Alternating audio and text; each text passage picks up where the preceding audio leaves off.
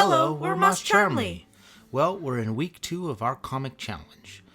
We're doing our comic, Fancy and Pants, Bridge City PD, and entering it into the Webtoons Call to Action competition, and vlogging about our process. Yep, and in this video, it's all about character design.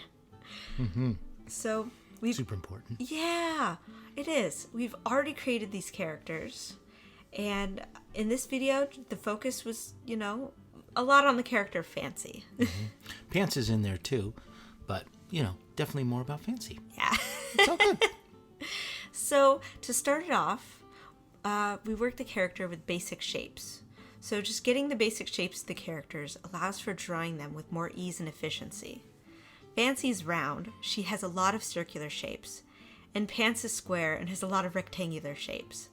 The contrast of these characters' shapes even complements them in a fun, quirky way. Yeah, it's important to be able to have a complete visual recognition of your characters, So if you can actually just bring them down to those base shapes, it's really important because it's almost like you just have an instant visual recognition of who is who, in any given scene. It makes it easier to recognize and to draw them with those shapes. So when you get all flustered and confused, you're just like, oh, okay, circle, rectangle, oval, square, got it, okay. The next step, I made Fancy's body, and I tried, implementing different eye shapes, different noses, and different mouths. Doing that, it didn't really ring with me, but it did make me realize that I already have an idea for Fancy. I wasn't feeling these options, and just, drawing Fancy over and over, it made me realize what features stuck with me and what made me hone in on what decisions to make on her final character design. It was like I already had what I was looking for, and it was sort of just looking at what I already drew and kept drawing made me realize, oh, this is her. Yeah. It was hard to basically put all of this visual idea into a box, because it's kind of like you're kind of doing, making a to-do list in a visual sense but ultimately it made it feel almost too stiff, and it wasn't really representing who she really was. I thought I'd tried character designing in a new way and trying it that way, but it didn't flow with me. No. So I knew it didn't work. Yeah. Sometimes it doesn't flow with people at all. Yeah. And it's just sort of like, hey, I got to go with the way I naturally would create it and just, focus on what actually matters about those characters. You know? So, yeah. And that brings us to the next topic, which actually is consistency. Yeah, consistency, it can be very difficult for me. I can easily stray off the original character design and alter it. I usually alter the character for effect and intensity. I like to focus more on the effect, the mood, or action than being, too by the book or being super focused on being anatomically correct. I tend to elongate our characters to show more speed and intensity. It makes them more dynamic. Yeah. It's sort of like this morphing of motion. I like that, though. It's really nice. So Thanks. It's a cool look. So our next step is funny because it's kind of what we were just talking about. Action and personality, showing the character's uniqueness. There we go. So putting action and personality in a character is really important too. It's Fancy, in this instance, has a lot of personality and a lot of energy. And I wanted to be able to show that even when she's standing still. And she has very intense eyes. And you even when she's standing still or anything's going on, she always looks at things very intensely. Yeah. Very differently than a lot of other people. Yeah. Which is totally appropriate to her character. Yeah. Thank you. She's cool like that. She's got that neat, intense eyes, and it's kind of neat because it contrasts to Pants' character, who has very intense eyes, but he also seems very disinterested.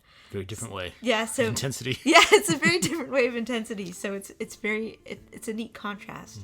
So it's also just about not just drawing pretty characters. It's like giving characters, Character, yes! Exactly. It's like having things that are just more unique to them, giving them unique energy and qualities that are unique to them. It gives them more life. Yeah. It doesn't make them so stagnant, like just seeing us, something just attractive. She has this character's qualities that a lot of people might not like or wouldn't tolerate in real life, but her character gives her a personality and character that is unique to her, and that's what makes it kind of more interesting to watch. It's just a juxtaposition of how complete different characters need to have something that's specific and unique to them, so that you can totally see who they are. Yeah.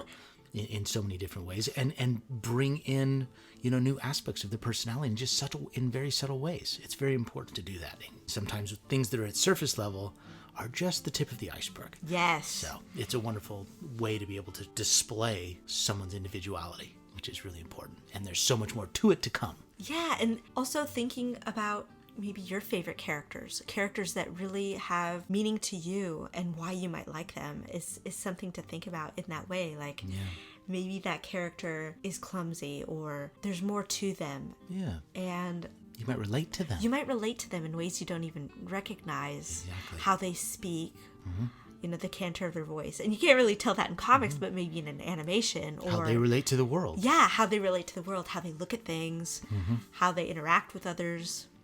There's so much more that you need to express through this individual's eyes, or that this individual, this character you've created, is a part of. So it's a really good thing to be able to know that there's going to be and needs to be multiple layers of this individual that you've created. Yeah, and the best advice I could give about that is drawing your character over and over again.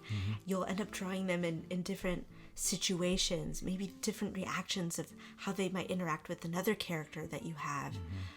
Putting them in different situations that might be uncomfortable for them, or situations that they would love to be in, and just kind of alternate what goes on, and that contrast kind of brings more about that character, and you sort of, the more you sit and draw with them, the more you get to learn and know more about them. They kind of tell you. Yeah, exactly. Right? They do. Yeah. They do. They'll tell their own story if you sit with them long enough. Yeah. Yeah, that's a great way. So next we're up to talking about drawing the characters as kids. And this was kind of a unique and important thing to their character design, because we do show them as kids in the story, and the way they are as an adult. The energy of Fancy's character is high, and she's always either eating food as a kid, she's food on her face all the time. She's always at the shooting range with her grandfather, learning hand-to-hand combat, or just getting into regular kid mischief. Yeah. So we show Pants as well, and how he really was and dealt with being a kid. He was much more adventurous. He'd go on solo hikes, and he was just sort of to himself in different ways. And you can definitely see how these representations of them as children will basically show you a lot more about their personality as adults. All of these subtle aspects of these characters, and characters you may create, or characters we're creating, there's a lot more to them. And you have to think of them as people in many ways, because they've had lives.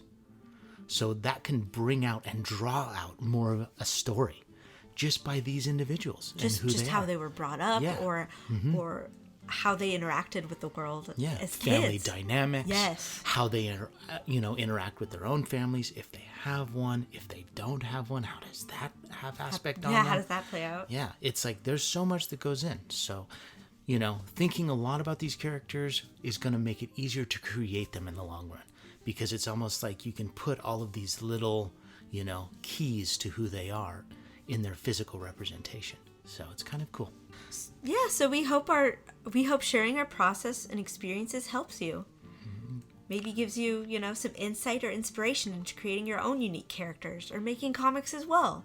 Please do. Just keep creating. Yeah. Anyway, if you've got it going on, if you listen to these videos and you're actually, watching what we're doing, hey, just keep making stuff you love, because that's really what matters, and that's all we're really wanting to, support. So yeah. Please like and subscribe if this helped you out, and if you're feeling it, just happy creating. Mosscharmly out.